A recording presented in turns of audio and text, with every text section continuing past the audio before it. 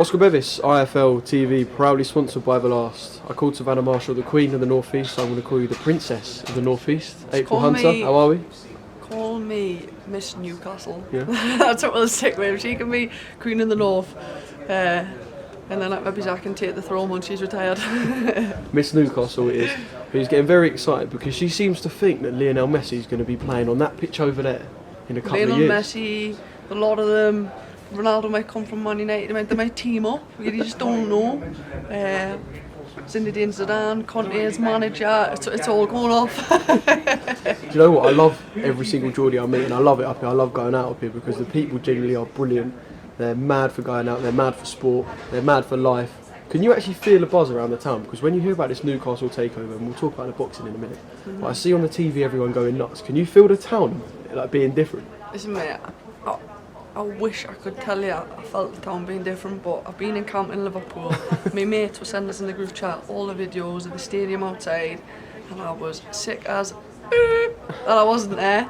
But when I got here Wednesday, I felt like this euphoric feeling, like I was on the quayside, and I just thought, what, so happy to be home. Do you know what I mean? I've had a long, tough camp. I'm ready for a good, tough fight Saturday night, and it's going to be a euphoric win, and then I'll be ready to come to the game Sunday against Spurs, and it's going to be unbelievable. My teammate Liam Smith had a really good win over Fowler on the weekend, so the momentum will be brilliant going into this fight, and I'm really buzzing with it. Yeah, you could have some weekend, couldn't you? And mate, I've had some 2 weeks. Last weekend was a brilliant result for Liam as well. In terms of this stage of your career, so I feel like obviously 4-0, you've got 4 fights out of the way, like sort of the learning fights, you had the experience in Spain, fight different styles and whatnot. What do you sort of want from, I don't want to call it the second chapter, but it's almost like you've done the learning stuff now, and now we're looking to see like a bit more about what April Hunter's about, because everyone knows how talented you are. Is this like a second phase, if you will? To be honest, mate, I'll be perfectly honest with you, we were wanting a couple of more learning fights because I had 15 amateur fights. And as a pro, I'm inexperienced, but I'm sparring world champions, and I'm doing great stuff in sparring, and I'm learning, and I'm taking me knocks and making me mistakes in sparring at the same time. But at the end of the day, Kirsty Babington's tough. She does what she says on the tin, but if I've got aspirations to get to be a world champion, I've got to be going through Kirsty Babington in style. So it wasn't a fight we were really looking at, but when it come, I've had loads of opponents knock back, and my coach come in, I just said, yeah, take it, I'm happy with it. And I actually believe that not having a journeywoman kind of thing, it's going to play more into my hand. She's going to be coming, she's going to fly out the blocks. I don't think she knows how to box on the back foot, so she does what she says on the tin. I respect her for taking it last minute, and I'm excited for a good fight Saturday night.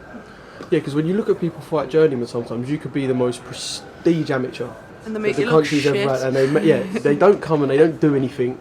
They're negative, they try and survive because they've got another fight booked in 2 weeks and they don't want to get stopped, and you can genuinely look like a pile of shit. So it's quite good that you can get someone who's going to at least give you something. Yeah, like they kind of make you look shit.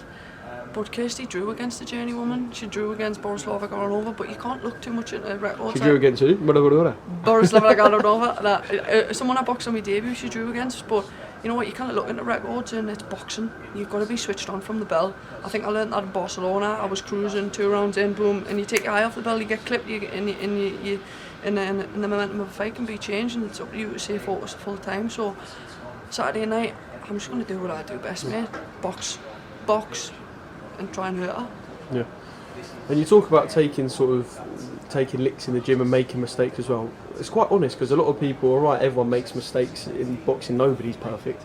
But the fact you talk about taking them in the gym, in a way, is that kind of a big positive for you, the fact that you're in the gym and you're making these little mistakes here and there? Because when you get in the ring, you want to be the best and most perfected version. Mate, so in the gym, it's not a bad thing to admit. Look, I've taken some licks.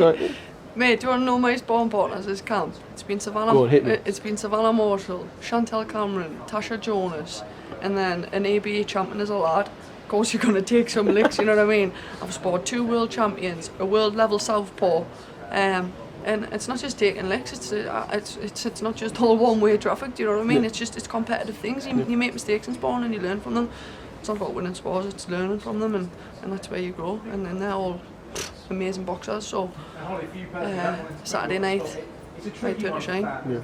And I know from being around them people, that'll give you that motivation to see what they've achieved and what you can achieve, because like I said, people know how talented you are and you know what you want to achieve, which I can imagine you're going to tell me is essentially to be the world champion. Yeah, well, this is it. Like, my coach, my coach's words actually was to us. He said, if Kirsty Babington turned up at the Rotunda and asked us to train us, I'd say stick to being a PE teacher in your day job. He said, you've got an abundance of talent, but it's boxing. You've got to stay switched on. I think my coach showed his character with Fowler and Smith this week. He's not shy to say a few words on what he thinks, and he basically told us that I should be doing a number on Kirsty Saturday night, but we're not deluded from the fact that it's a tough fight. We're not deluded from the fact that she's tough and she's going to come forward. She's never been stopped. So we're expecting 6 rounds, and if I do get the stoppage in front of me home fans, 10,000, what a night for me that's going to be. Yeah, I did just want to mention finally the home fans. I've seen Joe Law's fight. They've only been there once, and when Joe fought, I think he was like 2-0, and nobody really knew too much about Joe.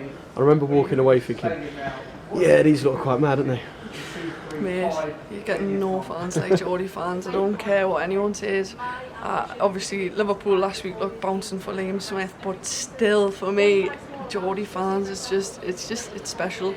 I even think, like, mate, we fill this full stadium when we're in the championship. 52,000 people come to this stadium when we're in the championship losing. We hate Steve Bruce, we hate Mike Ashley, and the stadium is still full. Geordie's on mental, we stick by our own, we're loyal, and Saturday night's going to be a big night. Let's not be deluded. The home fighters have got the pressure on the shoulders, and we're going to have to not let that crowd get to her. Obviously, it'll push what on, but it can also get you maybe too excited. So I'm really excited, but I'm also going to be focused Saturday night, and I've got a job to do in there. Yeah. We'll look forward to seeing you perform on Saturday night. Big performance, like you said, in front of your home fans, and yeah, really buzzing for the whole show. And thank you for giving me some of your time. Thank you, Oscar. It's been lovely to meet you, mate.